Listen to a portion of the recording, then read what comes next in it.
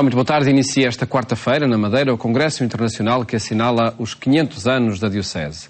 Funchal, a primeira Diocese global, é o tema para 4 dias de debates sobre a história e a relevância da Igreja na Madeira. José Eduardo Franco é o Presidente da Comissão Organizadora do Congresso, hoje convidado do programa Eclésia. Muito boa tarde. Obrigado por estar neste programa. A poucos dias de começar este Congresso, que relevância tem esta iniciativa, um Congresso Internacional no conjunto das iniciativas que assinalaram os 500 anos da Diocese de Funchal? Esta iniciativa tem uma relevância particular na medida em que croa um pouco as comemorações. É um encerramento das comemorações. Exatamente, mas com um congresso de natureza diversa daquela que têm sido as comemorações, que eram as mais óbvias, comemorações de caráter pastoral, litúrgico, iniciativas de formação também espiritual, de renovação espiritual da Diocese, através de várias iniciativas que a Diocese promoveu num triênio de preparação. E a Diocese entendeu também, através do seu Bispo, que era importante realizar também um grande evento científico. Como sabemos, a Igreja é uma instituição escrita no tempo, visando transformar, fazer caminhada e transformar a história dos homens. Então é a produtora também de cultura, é a transformadora da sociedade e a geradora de ciência, a geradora de mundividências.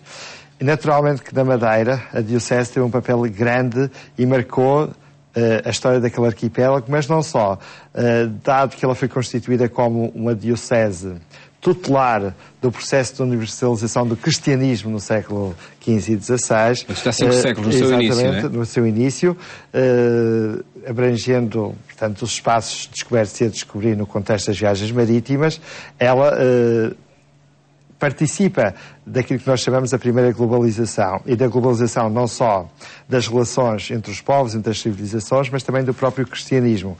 E há a primeira experiência conhecida da humanidade em que uma religião se torna verdadeiramente global, e o cristianismo tinha esse mandato, essa inscrição genesíaca, que era uma religião que estava vocacionada, como disse Cristo, para abraçar a terra toda e por todo o mundo e anunciar a boa nova. Que território estava incluído na Diocese de Funchal? Naturalmente, a boa de fundação dizia que atribuía ao Bispo de Funchal jurisdição sobre todos os territórios descobertos e a descobrir. Claro que isto abre um leque imenso. Estávamos no tempo das expansões marítimas, exatamente. Não é? Abre para a África, para a América, para a Ásia e até para a Oceania. E, portanto, eram 4 continentes que abrangeria esta jurisdição. Claro que, simbolicamente, podemos chamar que é uma diocese global a primeira, mas o que é interessante é que foi uma plataforma, uma rampa de lançamento importante, este pedacinho de terra no meio do oceano, esta cristandade nova que se cria, que depois se torna berço-mãe da Igreja do Novo Mundo, da Igreja Católica que se expande pelo chamado Novo Mundo. E, portanto, é significativo e, logo, também faz parte da história portuguesa e, portanto, é um acontecimento de grande relevância nacional.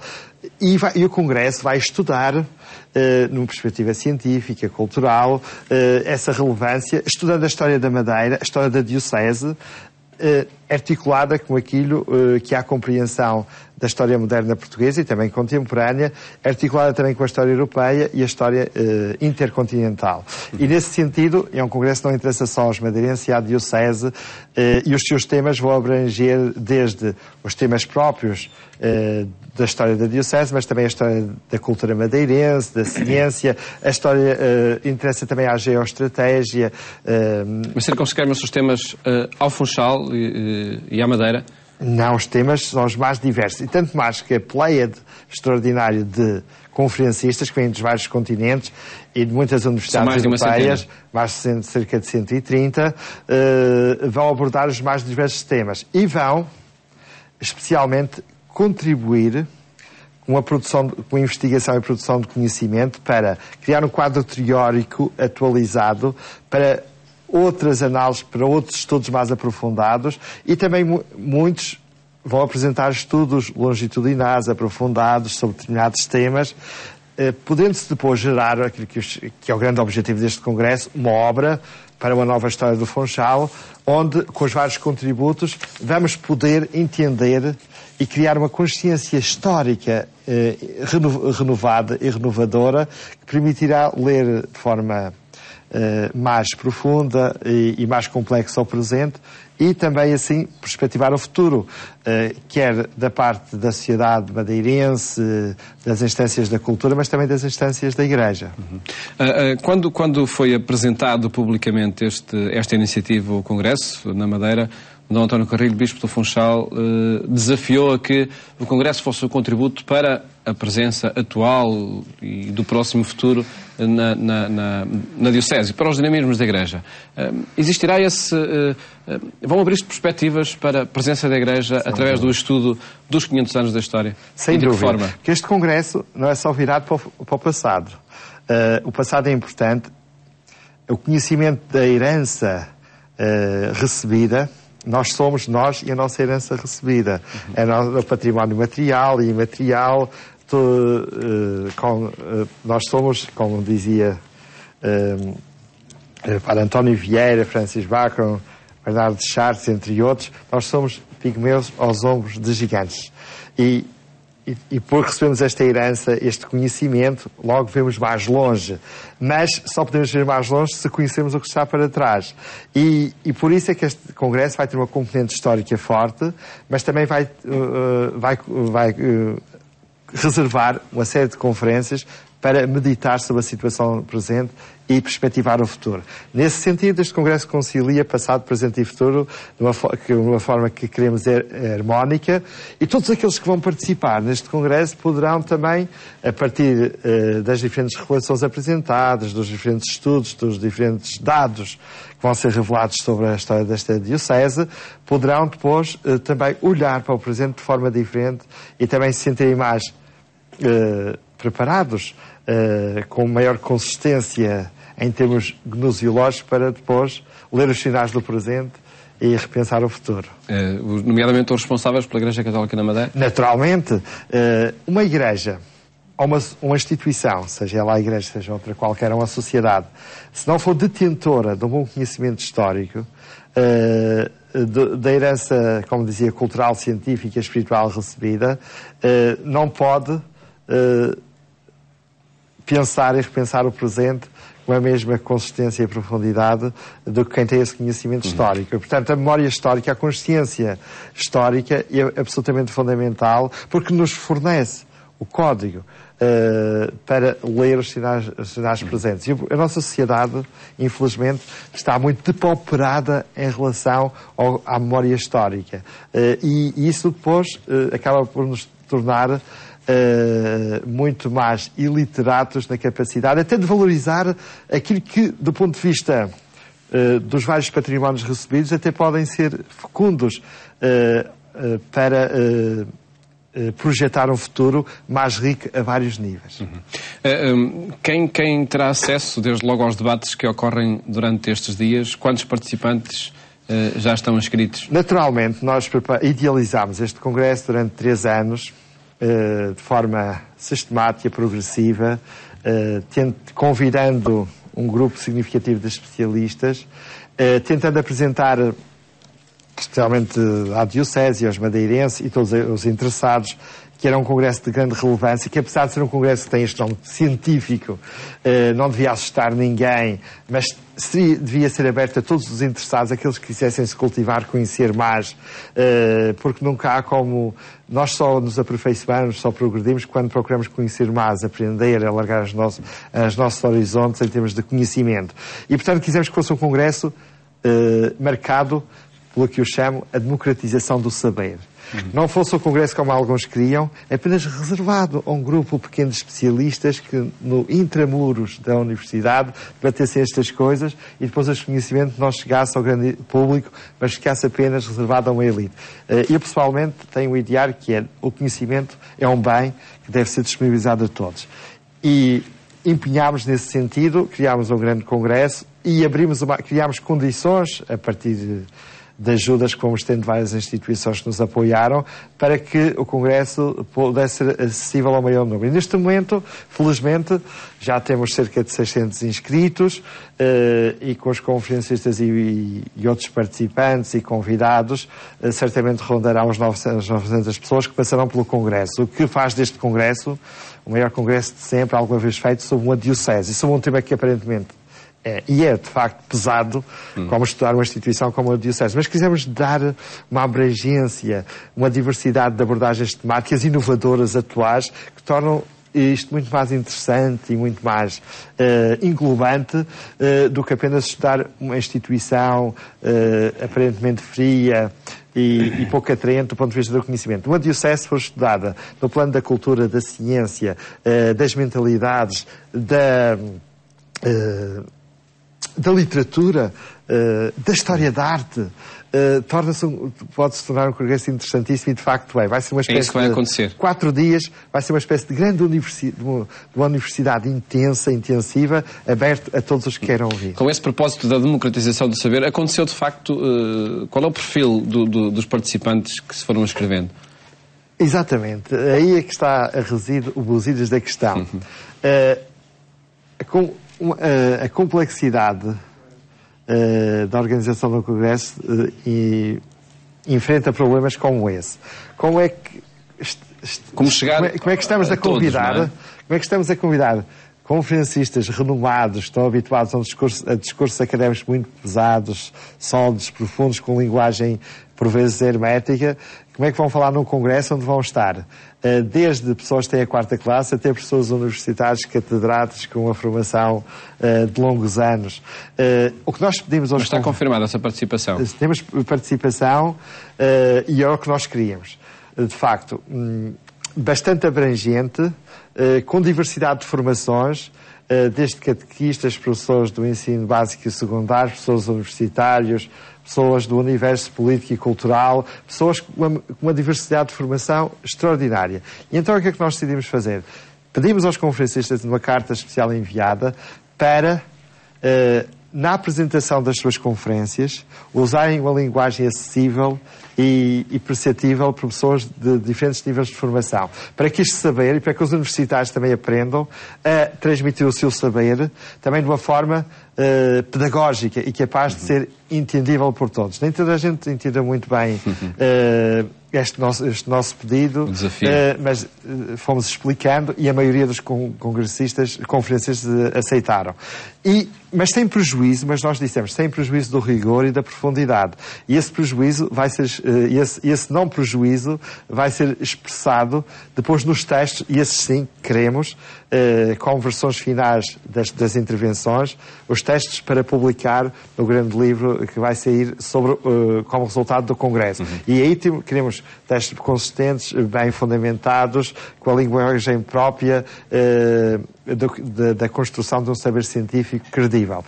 Mas quisemos diferenciar, e eu acho que nós também, como académicos, temos a obrigação de transmitir o saber que aprendemos intramuros das universidades ao grande público, porque assim fazemos também um grande serviço à sociedade. Porque as universidades têm esse grande objetivo, que não é só trabalhar de forma virada para si, para dentro, de forma endogâmica, mas virado também para fora, construindo e contribuindo para renovar a sociedade dos homens.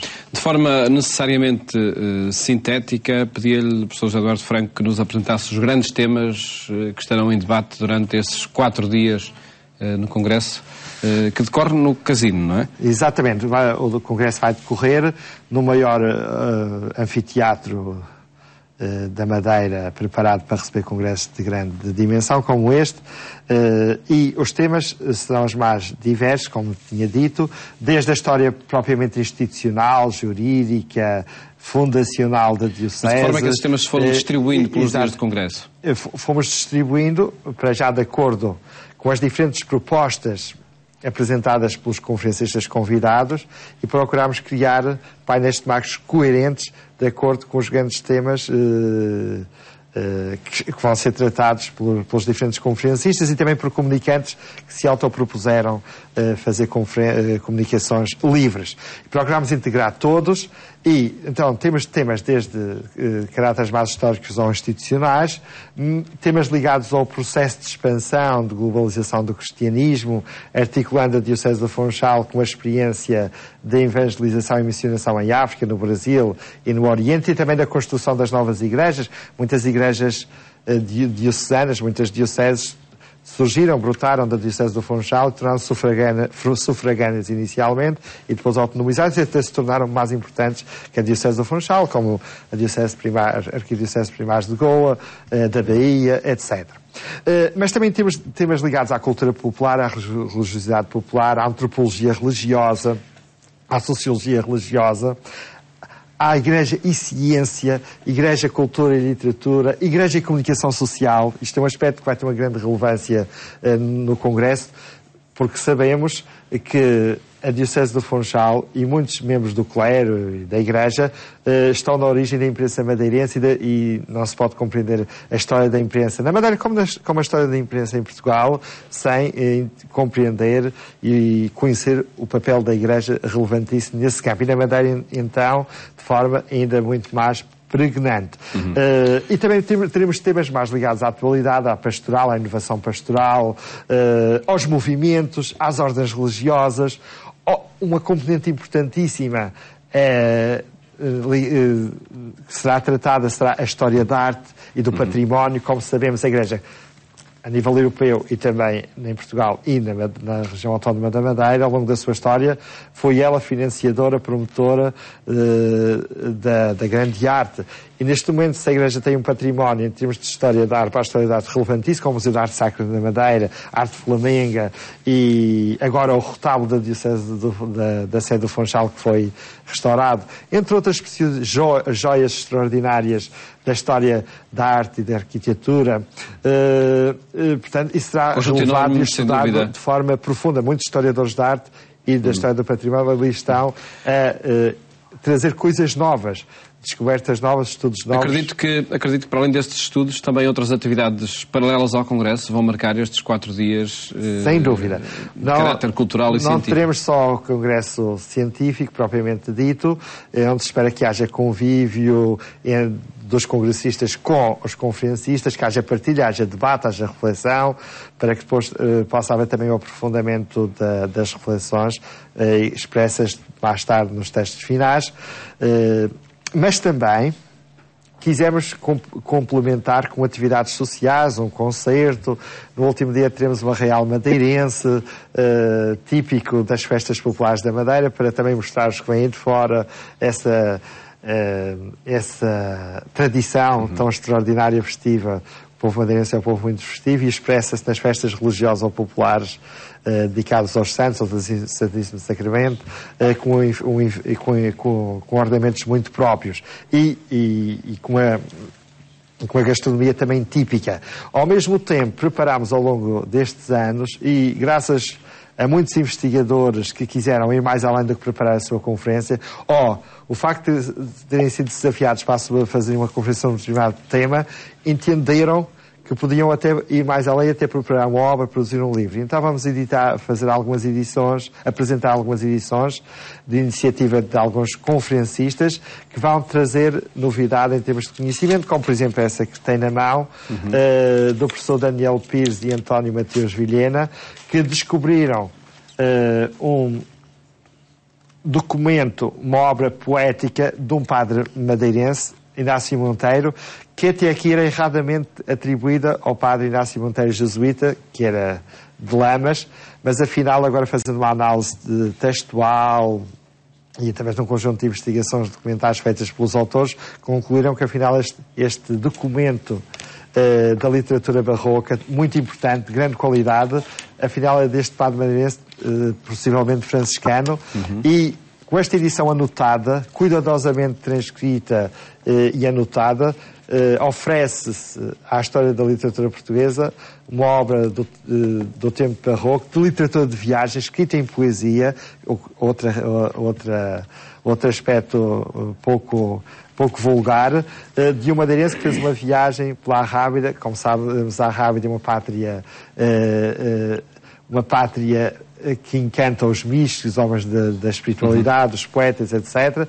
E faz uma descrição extraordinária e assim nós oferecemos isso também à história da literatura portuguesa. O professor José Dós Franco é madeirense e perguntava-lhe, já na parte final dessa nossa entrevista, que olha para a Madeira, para a história dos 5 séculos da Diocese da Madeira, como uma circunstância que que é, de alguma forma, limitadora, ou, muito pelo contrário, enfim, é uma ilha que, geograficamente, é o limiar, é uma porta aberta para novas conquistas, enfim, para ir até outras paragens, não é? Exatamente. Sim, a Madeira sempre se constituiu, desde o princípio do processo descobrimentista, de expansão, como um porto, uma plataforma importante, uma rampa de lançamento desse processo. E ganhando, desde a sua origem, uma identidade com uma dimensão cosmopolita muito significativa. E a Madeira foi ponto de passagem e de descanso e também de presença de comunidades, não só vindas de Portugal, que foram os principais povoadores, mas também de outros países, de outros povos, de outras civilizações, árabes, italianos, espanhóis, holandeses, belgas e especialmente queria destacar uma importante comunidade inglesa que desenvolveu, explorou e promoveu o famoso vinho da Madeira. Historicamente, devido ao seu porto importante, onde atracam barcos e cruzeiros ainda hoje em dia, tornando-se uma terra onde o turismo na contemporaneidade e no fim da modernidade se começou a desenvolver pioneiramente em Portugal. É uma terra que, por excelência, é uma das mais cosmopolitas terras de Portugal. Continuando com essa marca da globalização. E portanto, com essa marca, o cartão, uma das marcas fundamentais do cartão de identidade madeirense é ser uma terra ligada ao processo de globalização, no passado e no presente. E hoje em dia também, através da diáspora madeirense, isto é muito importante, os madeirenses no século XX projetaram-se através da imigração por muitos países, nomeadamente Venezuela, África do Sul, Inglaterra, Curaçao, etc., criaram uma diáspora que levaram o nome de Portugal e da Madeira, portanto, às mais diferentes partes do mundo, contribuindo também para serem construtores do processo de globalização na atualidade e também do processo de construção da Igreja em vários espaços, porque os madeirenses são muito ligados, especialmente os madeirenses da diáspora, ligados à Igreja e projetam também essa dimensão universal do cristianismo nos lugares onde se inscrevem. Por certo que este Congresso será a oportunidade também para análise de todas essas temáticas. Professor Franco, muito obrigado. Muito obrigado. Por ter estado neste programa e ao longo desta semana, os 500 anos da Diocese do Funchal marcam as emissões do programa Eclésia, tanto aqui na RTP2 como na Antena 1, e daremos conta do decorrer dos trabalhos do Congresso na agência Eclésia. Votos de boa tarde, até amanhã, se Deus quiser.